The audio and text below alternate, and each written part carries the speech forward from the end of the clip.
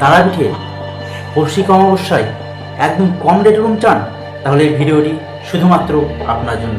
So guys, আপনাদের সকলকে স্বাগতম আমার এই রাজা তারাপীঠ ইউটিউব চ্যানেলে। আপনি যদি 2026 সালে কৌশিক অমাবস্যায় তারাপীঠ আসার প্ল্যান করছেন, তাহলে এই ভিডিওটি শেষ পর্যন্ত অবশ্যই দেখুন। আপনারা সকলে জানেন যে কৌশিক অমাবস্যায় তারাপীঠে লক্ষ লক্ষ মানুষের ভিড় জমে। বহু দূর দূরান্ত থেকে, দেশ বিদেশ থেকে মা তারার কাছে লক্ষ লক্ষ ভক্তের আগমন ঘটে। মন্দিরে পূজা পাঠ থেকে শুরু করে, শ্মশানে হোমযজ্ঞ থেকে শুরু করে গোটা তারাপীঠে মানুষের ভিড়ে গম গম করে। রাস্তাঘাটে এত ভিড় জমে যে মানুষকে অন্যত্র নিয়ে চলে যায়।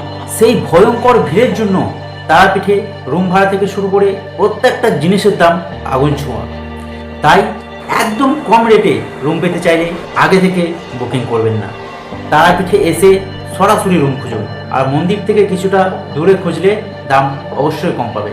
হোটেল বা লজে আকাশ ছোঁয়া রুমের রেটের জন্য কেউ যদি মনে করেন, তাহলে ধর্মশালা বা আশ্রমগুলোতে রুম নিতে পারেন।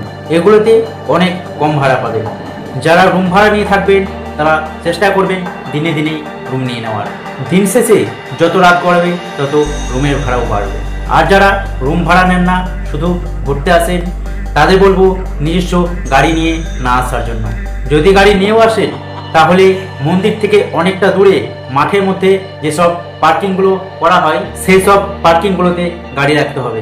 সো গাইস, কৌশিক অমাবস্যা সম্পর্কে আরও জানতে যারা চ্যানেলটিকে এখনও সাবস্ক্রাইব করছেন না, তার চ্যানেলটিকে সাবস্ক্রাইব করে সাথে থাকুন। সবাই ভালো থাকবেন। জয় মাতারা।